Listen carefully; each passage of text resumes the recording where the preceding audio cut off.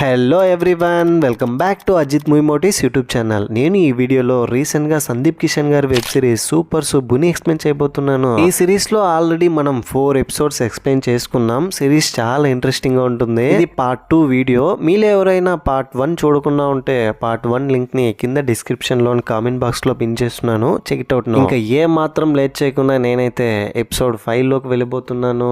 అంతకంటే ముందు మీకు ఏం చేయాలో తెలుసు కదండి. చిన్న లైక్ అండ్ స్మైల్తో వీడియోని స్టార్ట్ చేసేయండి. ఎపిసోడ్ 5 ఓపెన్ అవగానే రాత్రి అలేఖ్యతో జరిగిన విషయాన్ని గుర్తు తెచ్చుకుంటూ సుబ్బు బాధపడుతూ ఉంటే కాంతారావు వచ్చి మళ్ళీ ఇరిటేట్ చేస్తాడు. ఆ తర్వాత ఎంత ట్రై చేస్తున్నా కూడా మాకీపూర్ ఊర్లో జనాభా తగ్గట్లేదని పై అధికారులు ఫీల్ అయ్యి ఎంపీడీఓ కంప్లైంట్ చేస్తే ఎంపీడీఓ సుబ్బుకు ఫోన్ చేసి, ఏందయ్యా నువ్వు వెళ్ళిన దగ్గర నుంచి ఒక్కరంటే ఒక్కరు కూడా పిల్లలు కనడం మానట్లేదు, ఏం చేస్తున్నావు నువ్వు అని ఆ రోజు కాండం అవేర్నెస్ డే ప్రోగ్రామ్ ని కండక్ట్ చేస్తారు. ఈ ప్రోగ్రామ్ కి చీఫ్ గెస్ట్ గా సుబ్బునే వెళ్తాడు. ఆ రోజు సుబ్బు బర్త్డే కావడంతో సుబ్బుకి తెలియకుండా సర్ప్రైజ్ ఇవ్వాలని సుబ్బు వాళ్ళ నాన్న కుకుటేశ్వరరావు మొత్తం ఫ్యామిలీ అందరూ కార్లో మాకీపురం ఊరికి వస్తూ ఉంటారు. ఇంకోవైపు సుబ్బు వాళ్ళు ప్రోగ్రామ్ కి ఏర్పాట్లు చేస్తూ ఉంటారు. మాకీపురం ఊర్లోకి ఎంటర్ అవగానే రజనీ కనిపిస్తుంది వీళ్ళకి. ఆవిడని అడుగురా లోపలికి ఎలా వెళ్ళాలో దారని అడిగితే సుబ్బు వాళ్ళ బావ దిగి మన సంపు రజనీ దగ్గరికి వెళ్ళి మురిసిపోతూ, రజనీ చాలా అందంగా ఉంది కదా అని లోపల అనుకుని ఎక్స్క్యూజ్ మీ అంటూ ఉంటే, నేను తెలియని వాళ్ళతో రానని చెప్తుంది. వాడేంటో తెలిసినా కూడా నువ్వు రావులేమ్మా, ఒకసారి మాతో పాటు రా, మేము కూడా లోపలికి వెళ్తున్నామని కుకుటేశ్వరరావు కారులో నుంచి అరుస్తాడు.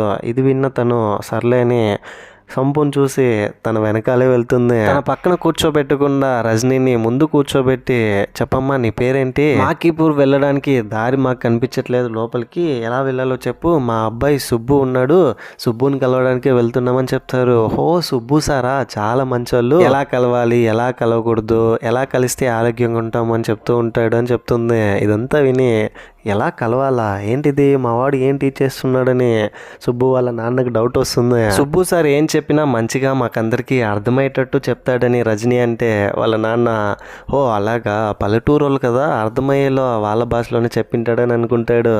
మనోడు సంపుకి రజనీ మీద ఒక కన్ను ఉంటుంది. చాలా ఎగ్జైట్ అయిపోతూ ఉంటాడు తనతో మాట్లాడడానికి. స్టేజ్ మీద డాన్స్ పర్ఫామ్ చేయడానికి డాన్సర్స్ ఎక్కడ అని అడిగితే మనోడు గుండంకులు వాళ్ళకి బాగా కళ్ళు తాగించి మత్తొచ్చి కింద పడిపోయేలా చేసింటాడు.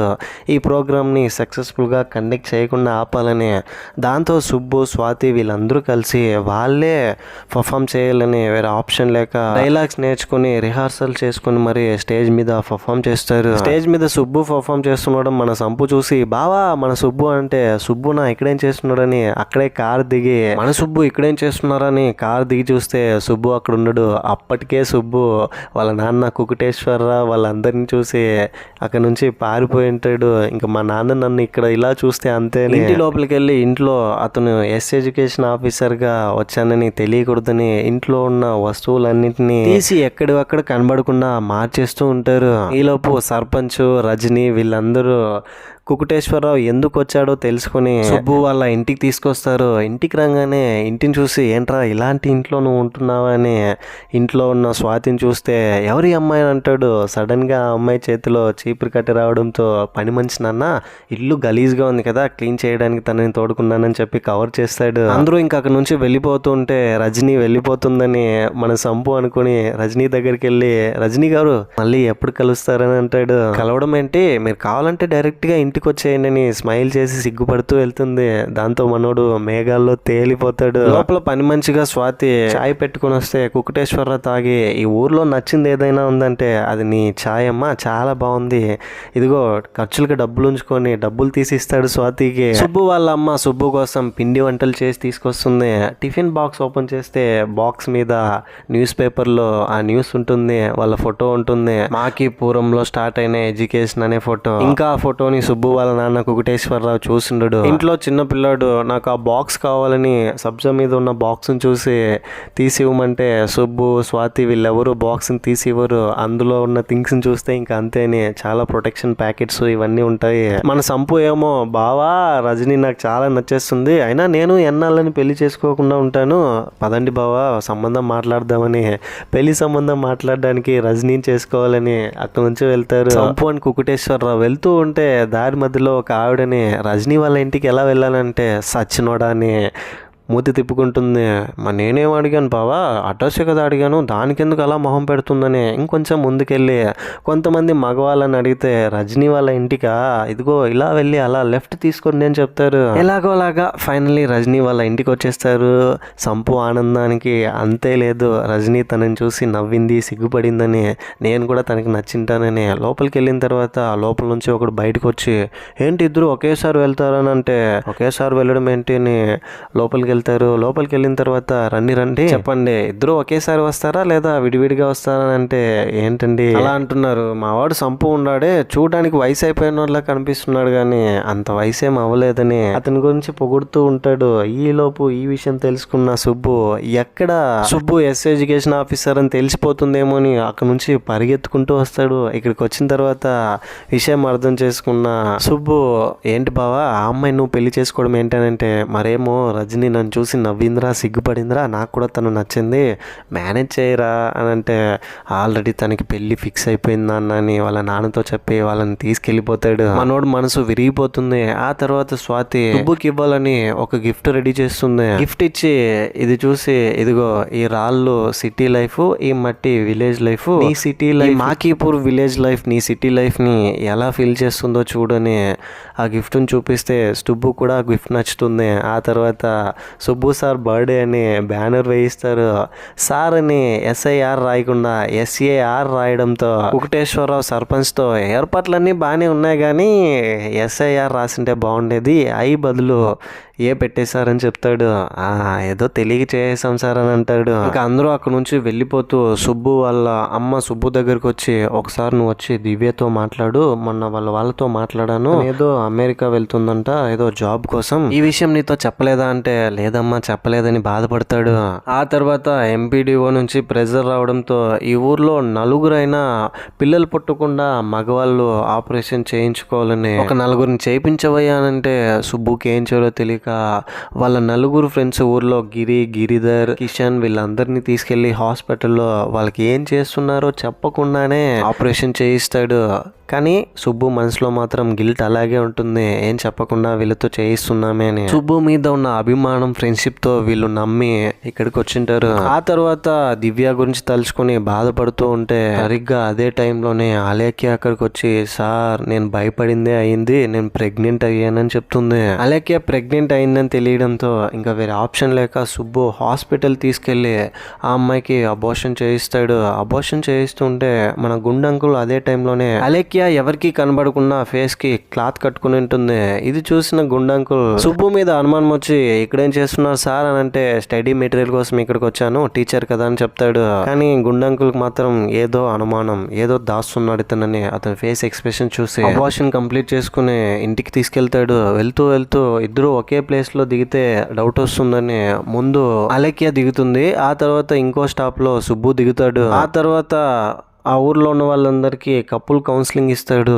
ఎలా ఇద్దరు ఒకరితో ఒకరు ప్రేమగా ఉండాలి, S behaviour, S assault, birth control, gender equality, teenage pregnancy problem, early pregnancies, periods problems, వీటన్నిటి గురించి అందరికీ ప్రాపర్గా ఎక్స్ప్లెయిన్ చేస్తాడు. దీంతో కపుల్స్ అందరూ ఇంతకు ముందు కంటే ఇప్పుడు బెటర్గా హ్యాపీగా ఉంటారు. వాళ్ళే రియలైజ్ అవుతారు, సుబ్బు సార్ చెప్పిన దాన్ని మేము ఫాలో అయ్యాము, మేమందరం ఇప్పుడు హ్యాపీగా ఉన్నామని. ఇంకోవైపు స్వాతి కూడా హీరోయిన్గా ఛాన్స్ కొడుతుంది. కో డైరెక్టర్ స్వాతికి ఫోన్ చేసి, నేను సినిమా కో డైరెక్టర్ని, నువ్వు హీరోయిన్గా సెలెక్ట్ అయ్యావని అంటే, స్వాతి వాళ్ళ నాన్న ఫోన్ తీసి స్వాతికి తెలియకుండా, హీరోయిన్ లేదు ఏం లేదు, ఇంకోసారి ఫోన్ చేయకండి అని, ఇంకోసారి ఫోన్ చేస్తే మీకు మర్యాద ఉండదని ఫోన్ కట్ చేస్తాడు. కో డైరెక్టర్ కోపం వచ్చి ఈ ఛాన్స్ని ఇంకొకరికి ఇచ్చేస్తాడు. ఆ అమ్మాయికి పెళ్లి సెట్ అయిపోయిందని వాళ్ళ నాన్న చెప్పడంతో దివ్యకి ఫోన్ చేసిన దివ్య ఫోన్ తీయట్లేదు. తనతో మాట్లాడడానికి ఎంత ట్రై చేసినా సుబ్బు వల్ల అవ్వట్లేదు.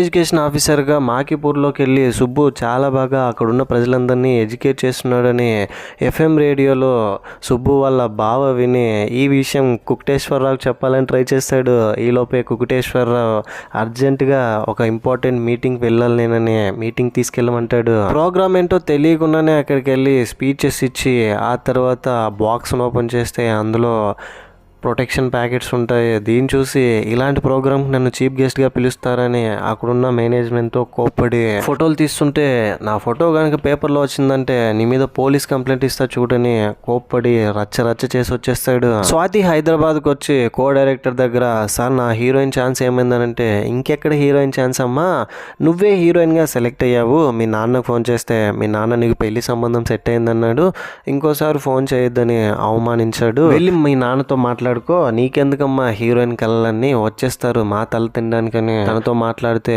స్వాతి మనసు విరిగిపోతుంది ఎంతో బాధతో. వాళ్ళ నాన్న దగ్గరికి వెళ్ళి నాన్న కో డైరెక్టర్ ఫోన్ చేశాడంటగా అంటే అదన్నీ వద్దమ్మా, ఇక్కడే చర్చ్ కట్టడానికి శంకుస్థాపనానికి రెడీ చేస్తున్నామని చెప్తూ ఉంటే చాలా కష్టపడ్డాను నాన్న ఛాన్స్ కోసం, మీరేమో ఇలా చేశానంటే నోర్మోయ్ హీరోయిన్ అవుతుందంట హీరోయిన్ అయినా ఇప్పుడు నువ్వు హీరోయిన్ అయ్యి ఎవరిని ఉద్ధరించాలి, బుద్ధిగా పెళ్లి చేసుకుని ఒక ఇంటికి కోడలు అవ్వు, డబ్బులు ఎక్కడ పెట్టినావు అంటే డబ్బులు కో డైరెక్టర్కి ఇచ్చేసిన హీరోయిన్ ఛాన్స్ కోసం అని చెప్తుంది.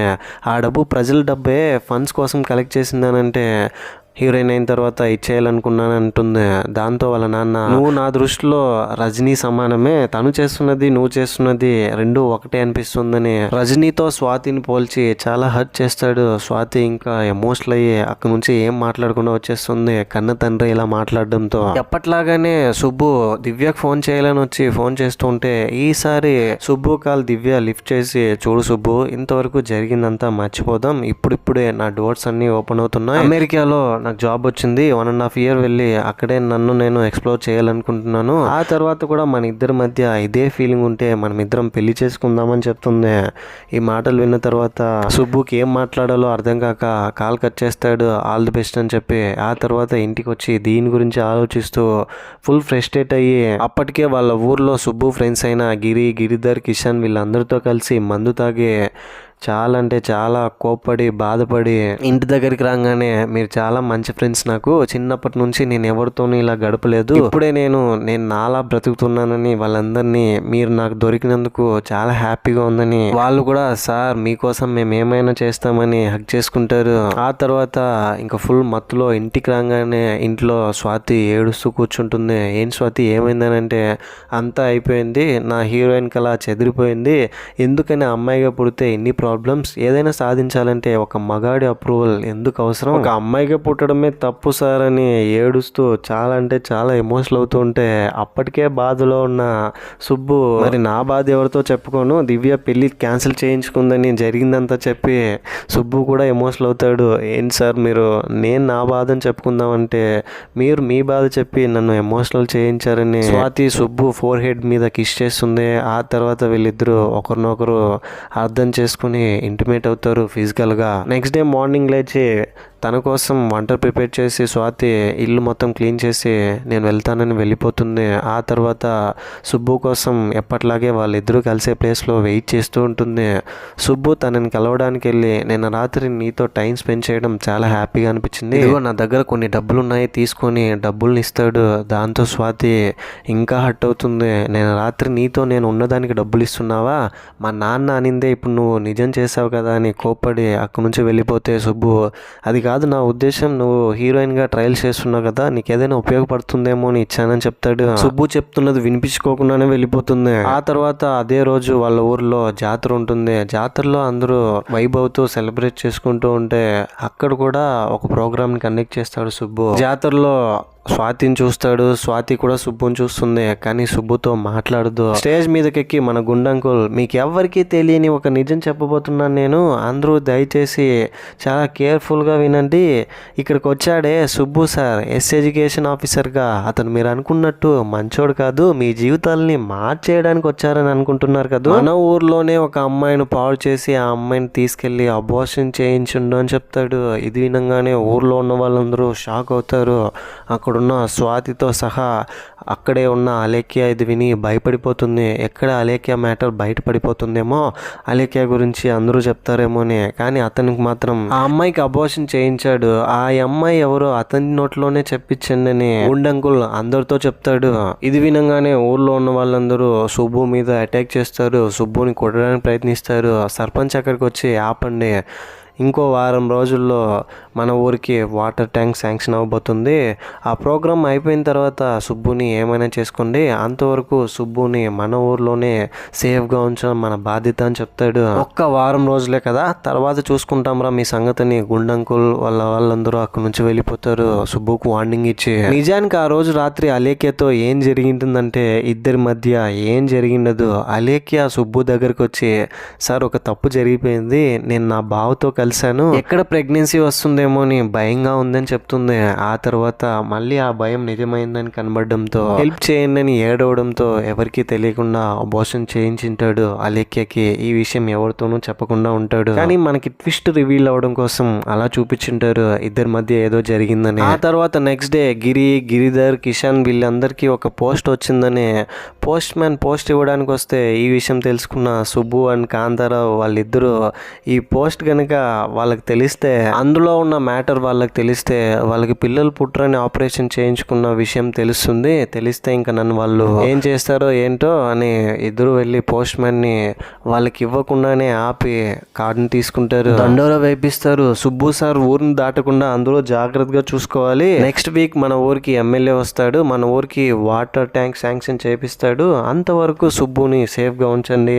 ఆ తర్వాత ఎవరి ఇష్టం వచ్చినట్టు వాళ్ళు సుబ్బుని ఏమైనా చేసుకోండి అని చెప్తారు. ఏంట్రా మరీ ఇలా ఉన్నారు వీళ్ళని, సుబ్బుకి ఏం చేయాలో అర్థం కావట్లేదు. అదే టైంలోనే స్వాతికి పెళ్లి చూపులు జరుగుతుందని తెలుస్తుంది. పెళ్లి చూపుల్లో వెళ్ళి చైర్ మీద కూర్చొని స్వాతిని చూస్తూ ఉంటే స్వాతి సుబ్బుని చూసి కోప్పడి సుబ్బు మీద, నాకు ఈ పెళ్లి ఇష్టమే నాన్నని వాళ్ళ నాన్నకి ఓకే చెప్పేస్తుంది. ఏంట్రా ఇది ఇలా అయిపోయింది, నేను ఇష్టమని పెళ్లి ఆపేస్తున్నాను అనుకుంటే పెళ్లి ఓకే చెప్పింది ఏంటని సుబ్బు అనుకుంటాడు కాంతారావుతో చెప్పి. ఆ తర్వాత సర్పంచ్ని కలవడానికి వెళ్తే సర్పంచ్ అండ్ అతని అన్న మన గుండంకుల్ వీళ్ళిద్దరూ గొడవ పడుతూ ఉంటారు. ఎందుకని వాడిని ఇంకా ఏం చేయకుండా ఉన్నారు, ఆడపిల్ల జీవితాన్ని నాశనం చేశాడు, అయినా మన ఊర్లో ఆడపిల్లని పెంచాలంటే నా తర్వాత ఎవరైనా, నా కూతురుని చూడు ఎంత పద్ధతిగా పెంచానని వాళ్ళ కూతుర్ని పిలుస్తాడు. వాళ్ళ కూతురు ఎవరో కాదు అలేఖ్య వీళ్ళందరినీ చూసి అండ్ అక్కడికి వచ్చిన సుబ్బు కాంతారావుని చూసి భయపడిపోతుంది, ఎక్కడ ఈ విషయం చెప్పేస్తారేమో అని. ఈ ట్విస్టుల మీద ట్విస్టులు ఏంట్రా అని సుబ్బుకి ఏం అర్థం కాకుండా బయటికి వెళ్ళి కాంతారావుతో ఇదంతా షేర్ చేసుకుంటాడు.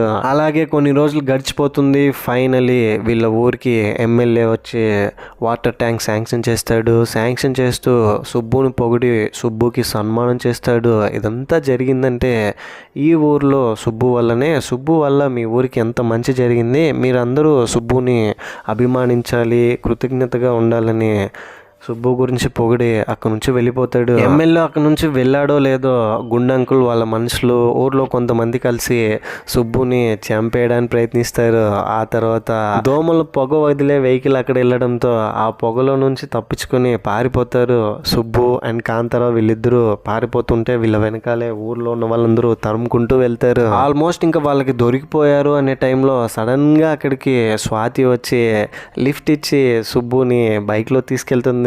సుబ్బుని తీసుకెళ్లి సుబ్బుని బస్సులో ఎక్కమంటే సుబ్బు సారీ చెప్తాడు, నేను అలా చేయలేదంటే నీ గురించి నాకు తెలుసులే, నీకు అంత సీన్ లేదు, ఇదిగో నీకు ఇవ్వాల్సిన 25 రూపాయలని సుబ్బు చేతిలో పెడితే సుబ్బు అది కాదే నేను చెప్పేది వినేని బతిమలాడతాడు. కానీ తను మాత్రం ఏం వినిపించుకోకుండా అక్కడ నుంచి వెళ్ళిపోతుంది. బస్ ఎక్కి తిరిగి హైదరాబాద్కి ఊరికి వచ్చేస్తారు. ఊరికి వచ్చిన తర్వాత సుబ్బుకి అదే ఊరే గుర్తొస్తుంది. మాకీపూర్ వాళ్ళ ఊర్లో మనుషులు, స్వాతి వీళ్ళందరూ ఊరు నుంచి బయటికి రాలేకపోతాడు ఫిజికల్ గా వచ్చిన మెంటల్ గా. నెక్స్ట్ డే సుబ్బుని చూడడానికి దివ్య వస్తుంది. మళ్ళీ సంబంధం కలుపుకోవడానికి వీసా రిజెక్ట్ అయిందని దివ్య సుబ్బుతో చెప్తే, అంటే ఇప్పుడు వేరే ఆప్షన్ లేక నా దగ్గరకు వచ్చావని చెప్తాడు. అది కాదు సుబ్బు, నువ్వు ఇలా మాట్లాడితే నేనేం చేయలేనని చెప్తుంది. సర్లే జరిగిందేదో జరిగిపోయింది. ఇద్దరు ఫ్యామిలీస్ వెళ్ళి తిరుపతిలో గుండు కొట్టించుకొని ఆ 7 కొండలోని దర్శించుకుంటే అన్ని ప్రాబ్లమ్స్ సాల్వ్ అయిపోతాయని మొత్తం ఫ్యామిలీ మెంబర్స్ అందరూ కలిసి తిరుపతికి వెళ్తారు. బస్టాండ్లో వెళ్తూ ఉంటే టీవీలో మాకీపూర్ ఎమ్మెల్యే